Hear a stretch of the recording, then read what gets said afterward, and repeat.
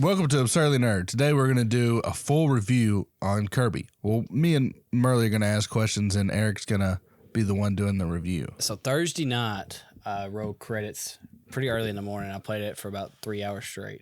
And I finally rolled credits, and I did a little in-game stuff. I hadn't done it. I'm 81% of overall completion, so it's just like going back and cleaning up a few of the levels. So the score I'm giving it is a 9.5.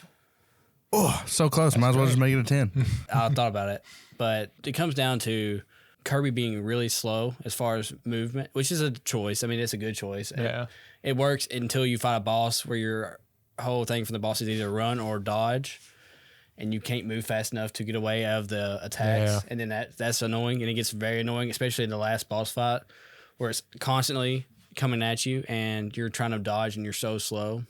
And there's some like frame rate issues. Yeah. They hide it in a good way because it is a very pretty game, but like distance-wise, it's almost claymation the way that the enemies move. And it's not a bad thing. It just like it takes me out of it when you see them moving at 10 frames. South Parking it across the screen. it's really weird. It's not game-breaking, but it does take you out of the moment. Yeah. But as far as like music is 10. Like that's some of the most memorable tracks of music. Right. They take a lot of old themes and kind of revamp them. Kirby always has amazing. I was really, up until World 4, I was very disappointed with the story. There wasn't a whole lot of story beats, which you kind of like, you've played enough Mario and platformers on Nintendo, there's not a whole lot of story beats. But then it starts having older characters show up, and then it starts getting into more story stuff. And I swear the last boss battle took me 30 minutes, and it was so anime. Really? It was so anime. In a good way? Oh, yeah. It was good. Like, but you could tell. Like, I watched Eric spoiled it for me. See, yeah, I can't picture but I like it spoilers. from Kirby. Like, you how a would. boss battle would be. But Kirby lets out this long anime shriek and dies at this boss, and I was like, holy crap. Yeah, it's a good battle. Like what you showed me, the last little bit, it's pretty cool. And I really do like the in-game stuff. It's just very long, and I was going to go ahead and pass it off to Merle. And it's a good game for me to come back to during a slow period this summer, and I could finish it up. Because, I mean, I do enjoy the game, but I also want to go ahead and pass it on and let y'all try it out, too. Well, one thing I'll say, boss fights, I saw with the demo, Maverick was fighting, my son, was fighting a giant bull thing. Or no, it was a giant gorilla. Giant gorilla. And the boss fight, I did not expect them to be that intense. Like, I thought it was going to be more of the classic Kirby, you know, like you're going to win, you know, it's just a matter of how long does it take. Whereas this, like you had to dodge, you had to do all, it's way more involved than I expected. See, I do like that one because he's not faster than you, so it's easier to dodge. Yeah. But the ones that have real fast speed and you're not fast enough to get out of there, like it is telegraphed, like lines of sight, and like you have the chance to move, it's just you're not fast enough to move. I really do like the level design. Like it goes jungle, and then like it gives your typical ones, but then it throws one like a theme park in there, or you know, something like that, and it changes it up enough. The side content was like, it was really fun at first, but it gets kind of repetitive. Yeah. So it's a open area game, or no, it's level based. Like level based 3D. If you play Mario 3D World with the map, and you go into the next level, or you can kind of walk around the overworld map, it's kind of like that. Okay, that's the best. So, but each area is like an open world.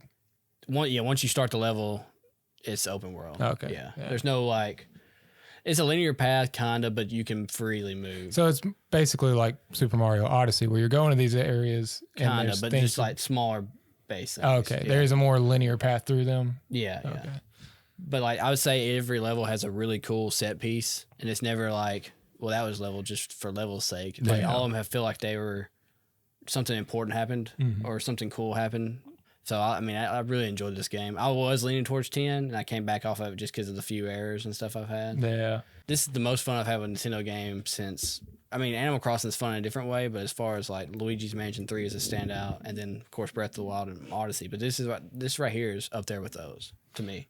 That's great. That's great news. So you feel like Kirby, with this, they've earned that series getting its own going forward. Like, I feel like it hasn't for a while. I think this is the step they need to go with Kirby if they want it to be, because this is the most fun I've had with a Kirby game, and I've played a few, but this was the one I'm like, okay, I like this character enough to want to see more.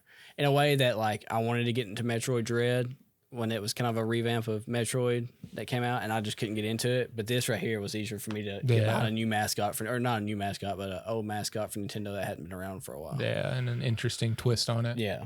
yeah, I think it's definitely worth trying. Like I think it's gonna be in talks at the end of the year when we do our list for top 10. I think it's definitely all three of us will have something to say about it.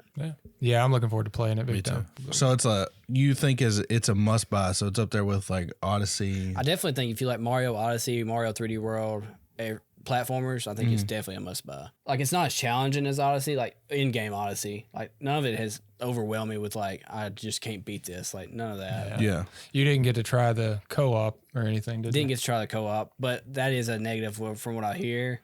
That the co-op partner is Bandana Waddle Dee, and you don't have the power-ups. Oh, so you're just a regular. It's kind of like Cappy for Mario. It's just kind of like. Yeah. Is it more? But does it seem to be more involved than Cappy? Because Cappy, you're literally just a floating control. You control a character and can fight and go through the level with whoever you're playing with. But it's more of like one player is getting to do all kinds of cool stuff, and the other player is just there to be there. So it's good for like siblings. The younger one's gonna get to be Waddle Dee and be happy, but not as happy. If they know what's going on, they'll be mad because the other person's probably having more fun. Yeah. But I will say all the evolution, like all the power ups, Captures. They pretty much the captures. There's almost 3 or 4 level ups for each one, and they drastically change. Like regular fire, there's one that's lava, so it's more like it spreads more, and then there's dragon fire, which is awesome, and you can kind of fly with it. So like when you level them up, it's worth it. So it's a Kirby RPG. Yeah, that's what it sounds but like the side stuff to get the levels up is repetitive.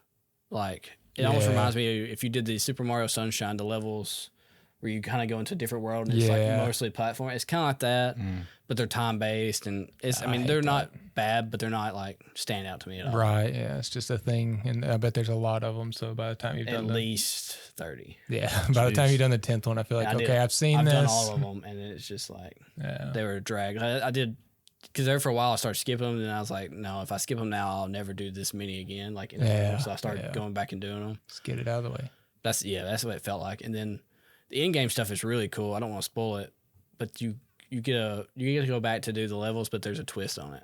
So it's really cool. So the world's changed in some way. And there is some story beats that I hadn't seen for in-game. I did see the end credits, but there's some in-game story scenes I hadn't seen yet. I don't think it's going to change my opinion, but I mean, there's some more to it. I put about 12 hours into it. Oh, well, that's not bad. Yeah. I mean, I guess you could argue that's not enough for a full price game, but it's quality, and if it's all tight, and there is side content to do. Like, I feel like that's the bottom line though for the amount for a $60 game. You should be able to get at least 12 hours. Yeah, and I would. This is definitely one I want to go back. Like every 100%. Stage has levels, and there's a lot of those I hadn't done. And it's always cool stuff. So yeah, it's one at the end of the day, I'll probably end up being 20 hours, a little under.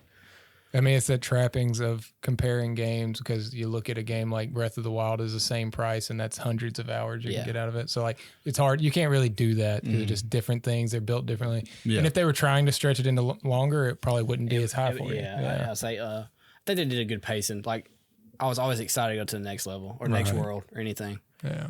And no world felt bad. Even like my hatred of snow areas, this one did it in a way where I didn't hate it. So yeah. Kirby in the Forgotten Land. 9.5.